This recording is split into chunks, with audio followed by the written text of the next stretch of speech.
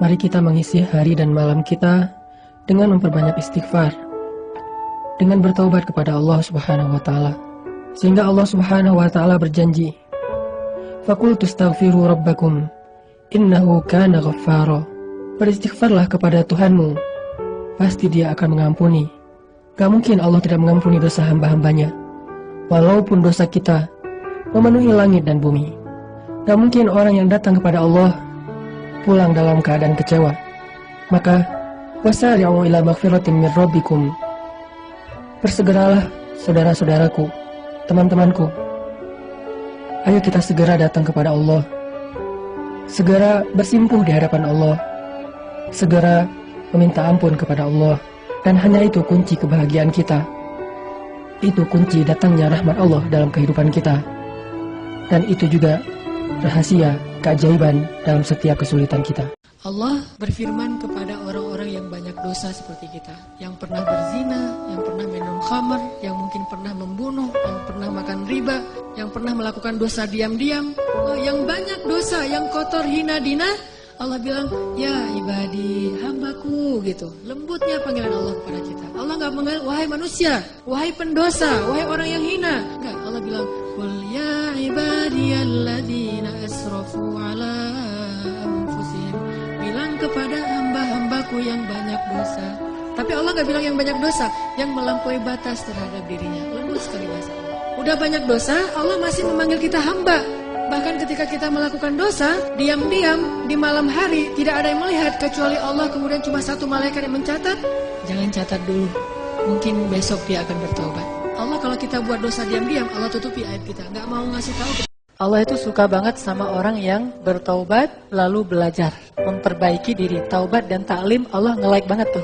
Siapapun yang bertaubat, siapapun yang kemudian pengen belajar memperbaiki dirinya, semasa proses itu Allah suka banget sama dia. Setiap hari Allah nge-like dia dan ngasih tahu ke malaikat, ini hambaku, ini hambaku, ini hambaku, ini. Terus Allah ngebanggain dia. Allah walaupun ngelihat kita banyak berbuat dosa, tetapi Allah masih juga manggil kita hamba. Ya ibadi, wahai hamba-hambaku, kalau kalian datang kepadaku dengan membawa dosa yang memenuhi langit dan bumi, penuh dengan dosa kalian, gak ada lagi planet, gak ada lagi bintang, semuanya dosa kalian isinya. Lalu kita datang kepada Allah dan kita mengatakan, Rabbi, ini hambamu yang fakir ada di hadapanmu. Ya Allah, ini hambamu yang hina sekarang datang ke pintu rahmatmu. Apa kata Allah? Aku bukakan rahmatku seluas-luasnya, aku terima kedatanganmu, lalu aku gugurkan semua dosa-dosamu menjadi hilang, wala ubali, dan aku gak peduli sebanyak apapun. Allah yang maha tahu masa depan aja berhusnuzon. Allah tuh tahu kita gak akan minta ampun, mungkin tunggu Ramadan baru minta ampun. Allah tahu bahwa kita akan minta ampun pulang umroh. Allah tahu bahwa kita akan minta ampun taubatnya itu usia 40 tahun. Kenapa Allah seperti berhusnuzon? Oh bentar lagi dia istighfar. Allah tuh luar biasa ya. Allah tahu loh masa depan. Allah tahu ada hambanya yang lagi berbuat dosa, taubatnya mungkin 10 tahun lagi, taubatnya mungkin 20 tahun lagi, taubatnya mungkin akhir hayatnya, detik-detik mau sakaratul maut baru taubat. Kenapa Allah berhusnuzon sama dia? Tunggu, bentar lagi dia mau minta ampun. Malaikat nunggu. Allah belum juga tuh. Tunggu aja 2 hari. Allah udah 2 hari, 3 hari, setahun, 2 tahun, sampai akhir hayat. Pas dia bilang, ya Allah ampunkan dosa saya. Oh, lihat tuh malaikat tuh kan minta ampun kan? Allah gitu sama kita. Seolah-olah Allah itu nggak tahu apa-apa.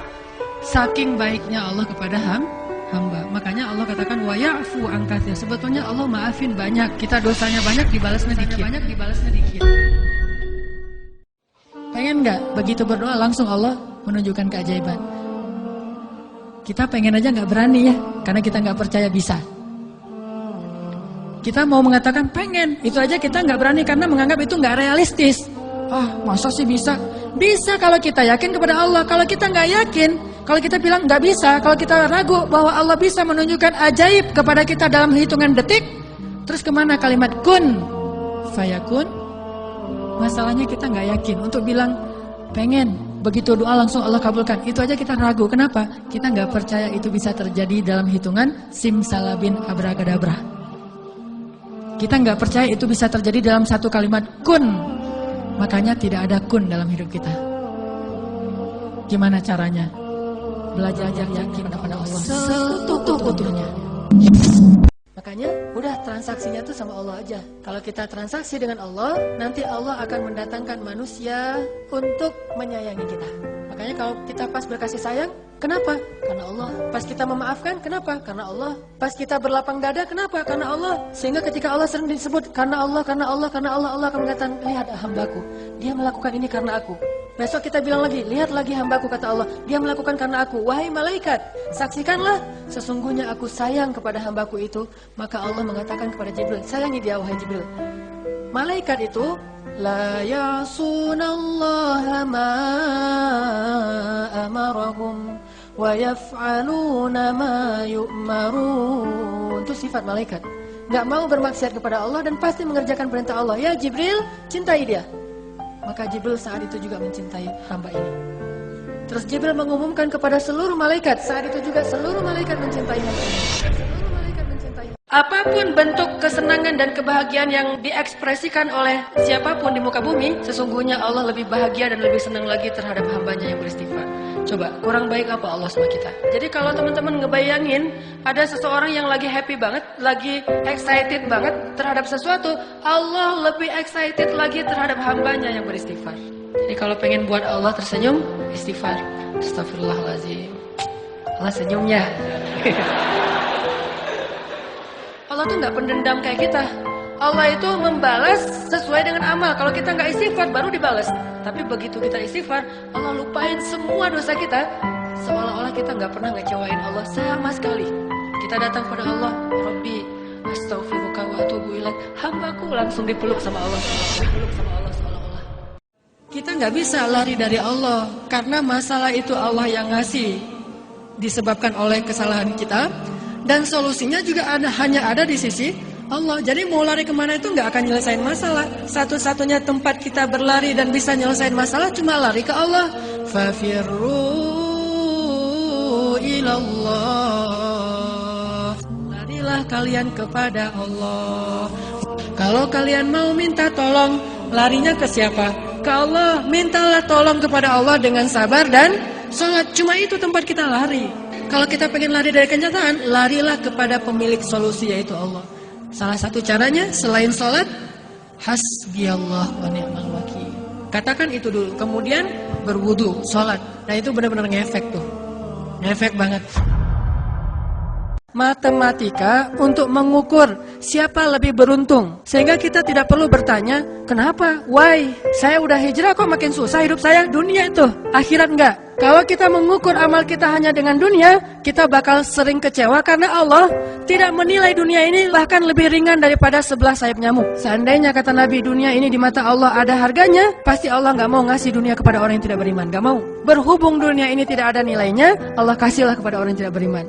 Sedangkan yang bernilai, Allah simpan untuk orang yang beriman dan sabar. Sehingga ketika kita hijrah, kita minta tolong kepada Allah urusan dunia, tetapi kita yakin kalau kita istiqomah, ikhlas, maka di akhirat wa ma indallahi khair. Kalau teman-teman lagi cemburu dengan dunia seseorang, ada rasa kayak kepengen apa yang orang punya, ada rasa iri, ada rasa cemburu, merasa orang lain lebih beruntung dari kita, bilang wa ma indallahi khair. Apa yang ada di sisi Allah lebih baik. Udah enggak jadi cemburu. Kalau mau ngelamar seorang cewek, sebelum kita datang ke calon mertua, lobi dulu ke langit pemilik hati mertua. Minta kepada Allah yang menggenggam hati. Begitu di depan pintu pagar, la haula wala quwata illa billah. La haula sampai 100 kali.